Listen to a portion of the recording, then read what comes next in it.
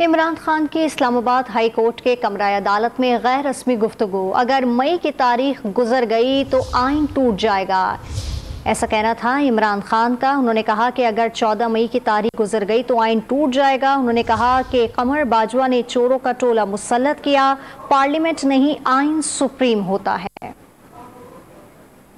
इमरान खान की Islamabad high court के कमरा अदालत में गैर रस्मी गुफ्तगू सामने आई। उन्होंने कहा कि अगर 14 मई की तारीख गुजर गई तो आइन टूट जाएगा। कमर बाजवा ने चोरों का टोला मुसल्लत किया, पार्लियामेंट नहीं आइन सुप्रीम होता है, ऐसा कहना था इमरान खान का।